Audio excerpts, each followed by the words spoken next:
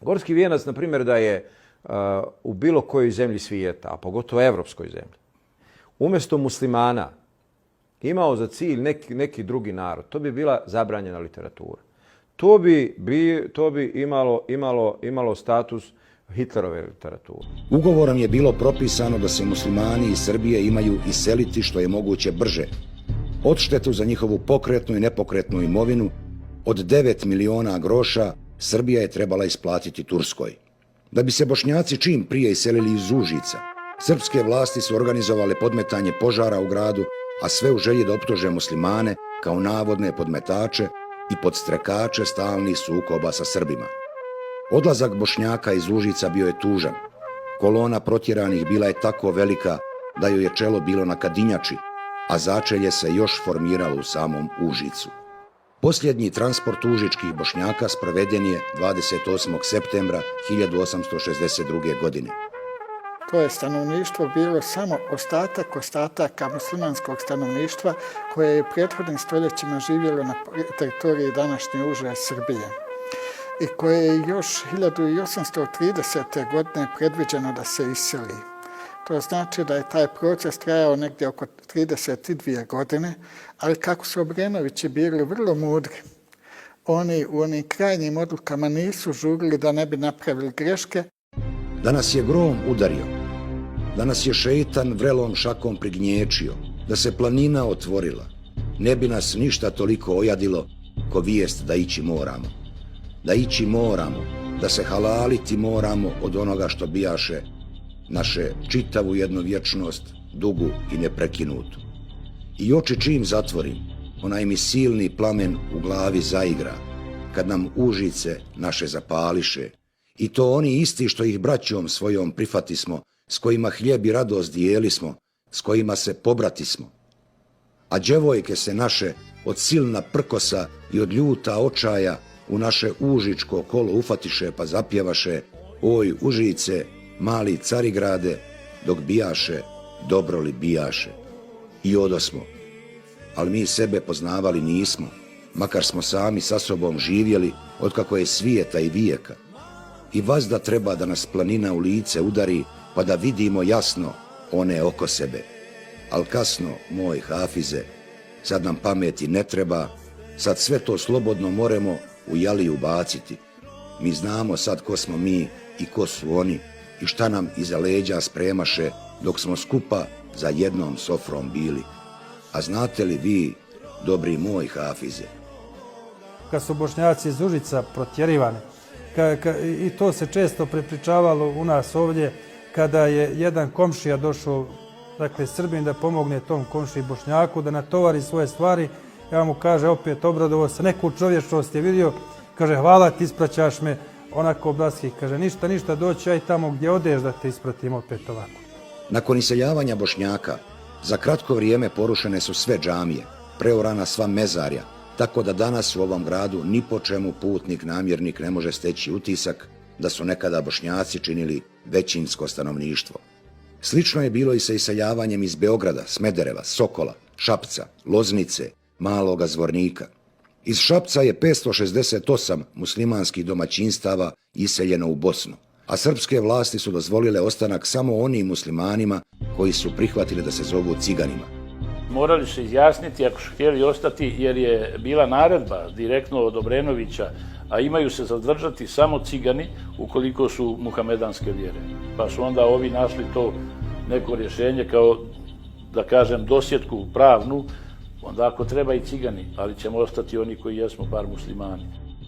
Protjerani Bošnjaci muslimani iz Srbije naselili su se u Bosanski Šamac, Orašje, Bosanski Brod, Derventu, Prnjavor, Orahovu kod Bosanske Gradiške, Bosansku Kostajnicu, Kozluk, Janju, Bijeljinu, Brezovo polje kod Brčkog, Višegrad, Foču, Vlasenicu, Bratunac i Srebrenicu.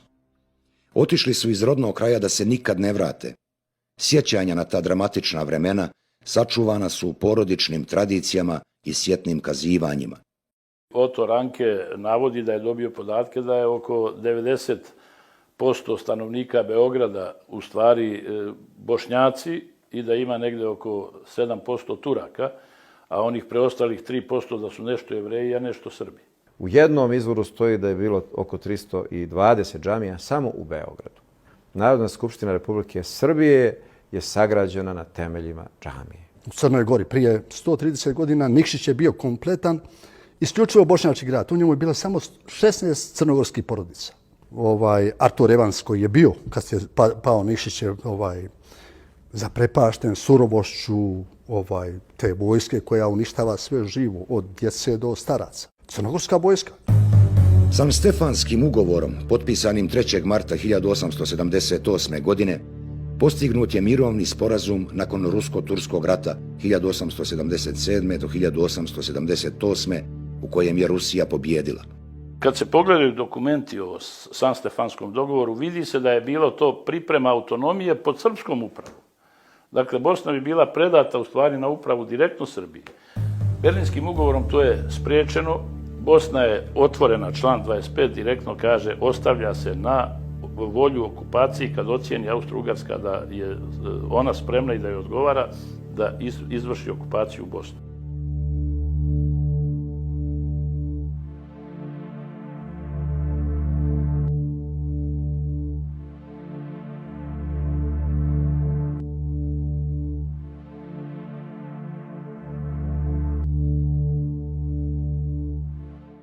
I na tom zasjedanju bitno je za Bosnu i Hercegovinu, za nas zapravo, čuveni 25. član tog kongresa koji daje mandat Austro-Ugarskoj da okupira Bosnu i Hercegovinu. Bila je prisutna, dakako, delegacija Turske. Ali Turska je toliko bila slaba da je ona morala naprosto samo potpisati šta god je donešeno, ona je morala potpisati diktat.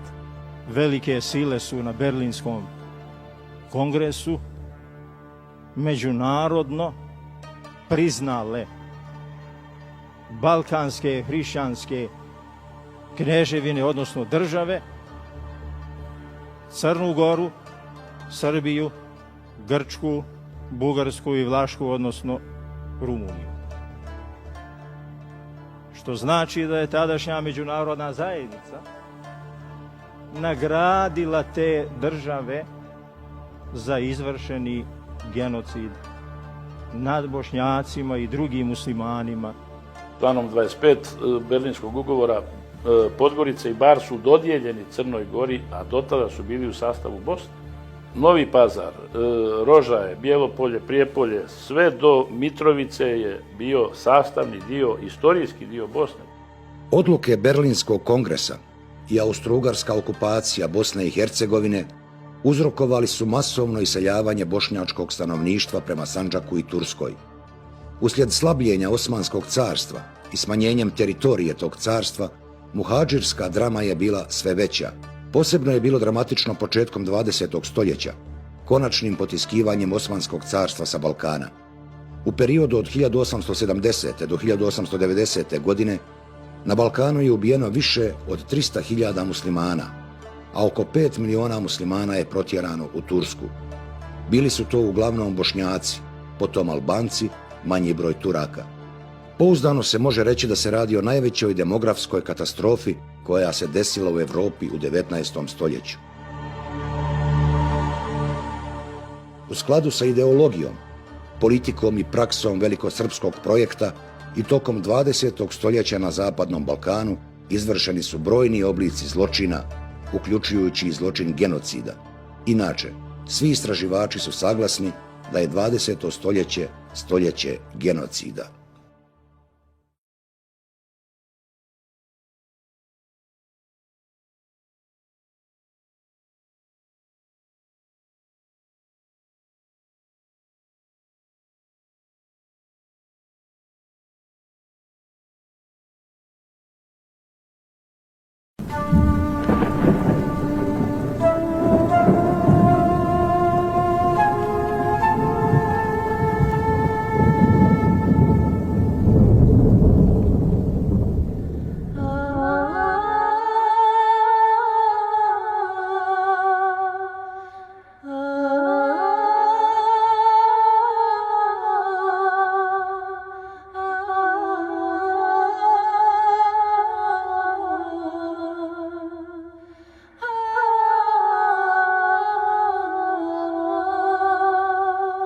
Da bi se udovoljilo zahtjevu crnogorskog knjaza Nikole I.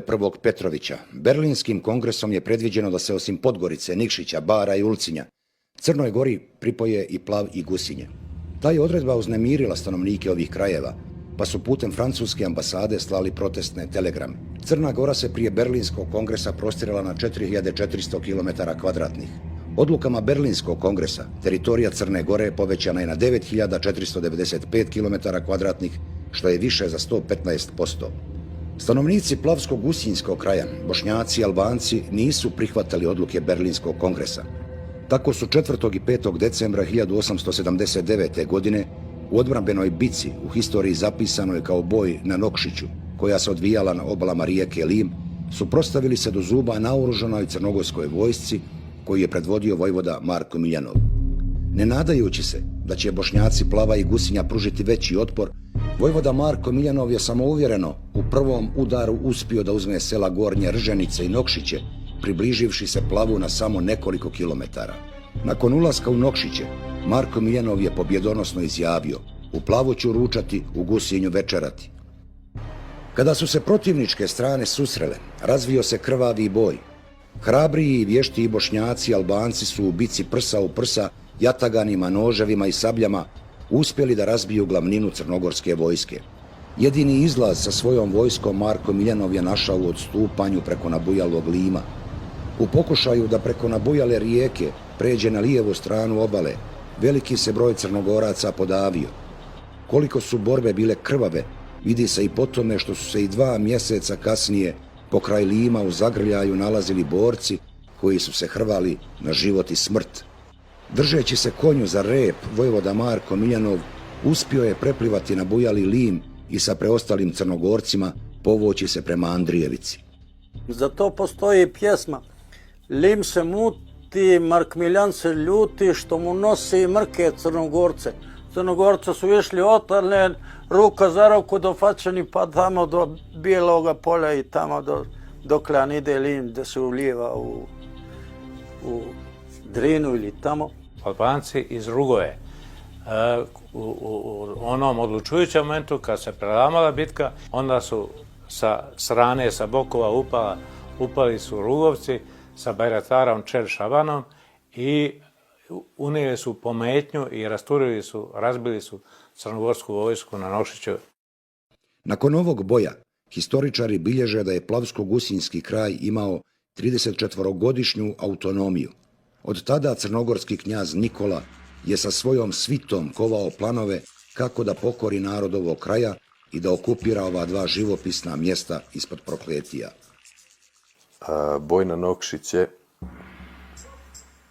je pokazao crnogorskoj vojsci tadašnjoj da ne mogu da pokore ovaj narod vojno i ovaj narod do Balkanskih ratova, do 912. godine živi kao samostalna država grad, bez plaćanja poreza bilo kome. Za vrijeme Balkanskih ratova 1912. i 1913. godine, kada se Turska povlačila sa Balkana, na ovim prostorima ponovo su izvršeni brojni oblici zločina, uključujući genocid nad Bošnjacima i ostalim muslimanima. Riječ je ukratko o osvajačkim ratovima koje su radi širenja svojih teritorija pokrenule balkanske države Crna Gora, Srbija, Grčka i Bugarska. U prvim danima Prvog Balkanskog rata crnogorski istočni odred, koji je brojao oko 12.000 boraca, naoružan ruskom artiljerijom, najsavršenijim naoružanjem u tom vremenu, u oktobru 1912. godine napao je Plav i Gusinje sa ciljem da ga zauzme.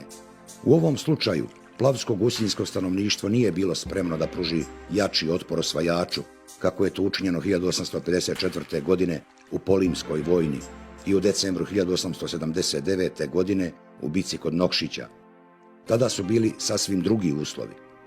Otpor koji je pružen na planini Visitor iznad Plava trajao je nekoliko sedmica. Mnogi branitelji su izginuli i masakrirani. Oni su imali želju da se osvete. Oni su u početku pošli sa razoružavanjem stanovništva, a ljudi su bili vezani za oružje, jer to im je bila jedina sigurnost. Međutim, oni su ipak uspjeli da razoružaju stanovništvo. List Glas Crnogorca u Cetinju objavio je 11. oktobra 1912. godine sljedeću vijest. U subotu 6. naša vojska zauzela je varoš Plav, a 7. zauzela je varoš Gusinje sa okolinom bez ikakva otpora od strane Turske. Turci su sreli našu vojsku sa hlebom i solju. Tadašnji ministar unutrašnjih poslova Jovan S. Plamenac izdao je 27. novembra 1912. godine naredbu broj 7483 da se svi oni koji ne predaju oružje odmetnu u šumu ili prebjegnu preko granice u Albaniju, te ako se nakon 3 dana ne predaju, smatraju buntovnikom i gdje se opaze da se ubiju, a ako se uhvate da se predaju vojnom sudu, da se kuće takvih moraju spaliti, a ostalo imanje ako ga bude uzeti za državu. Kralj Nikola je izdao jednu naredbu po kojoj svaki oni koji pobjegne od kuće bez presude može da se likvidira. I veliki broj ljudi je pobijeno. Tu naredbu koja je bila vezana za odmetnike primijenila je crnogorska vlast i na ove ostale koji nisu htjeli da prime pravoslavnu vjeru. I onda su prišli ubojstvima. Tokom februara 1913. godine na područje Plava i Gusinja upućena je Donjo Vasojevićka brigada pod komandom brigadira Avra Cemovića, nakon čega se prema stanovništvu počelo sa primjenom teških represivnih mjera koje će ostaviti teške posljedice u životu ljudi ovoga kraja. Cemović je komandovao vojnim formacijama koji su izvršile zločine tokom marta i aprila 1913. godine. Crnogorska vlast je odredila Avra Cemovića, komandanta te Vasojevićke brigade, da dođe sa svojim jedinicama i u Plav, navodno pod motivom razoružavanja stanovništva, a u stvari trebalo je to stanovništvo dovesti u situaciju da napušta, da njihove čelnike likvidiraju i tako dalje, a one koji ostanu naravno da nasilno pokrste. Posebno su bili izraženi zločini nad Bošnjacima od strane kumova Crnogoraca. Crnogorac Ilija Otašević iz sela Gornja Rženica nakon crnogorske okupacije došao je u posjetu Bektešu Šaljunoviću iz sela Jara kod Plava. U tradiciji ljudi ovog kraja je da u teškom vaktu pomažu jedni drugima, posebno kum kumu. Tako je brojna porodica Šaljunovića shvatila posjetu kuma Ilije, koga je dočekala na najbolji mogući način. Desilo se sljedeće. Kum Ilija je poubijao svih svojih 12 kumčadi. Strašno je odjeknuo ovaj zločin u narodu, zapisao je general Zufer Musić.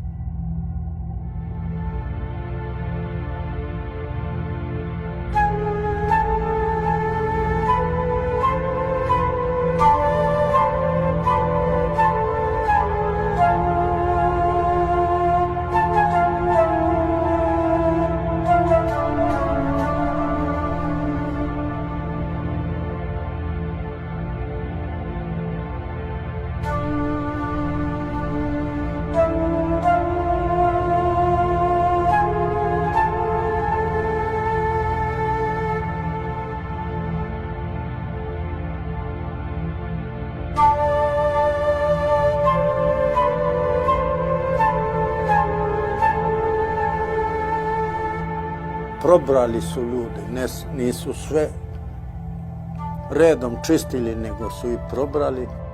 Organizovali su to tako da je čitav narod Delalom obaviješten i bio primoran da dođe i da posmatra šta se dešava. I oni su bili moševici toga događaja.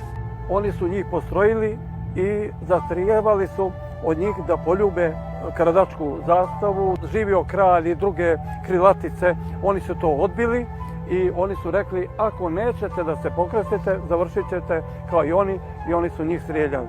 Među tim je bio i moj djed i njegov brat.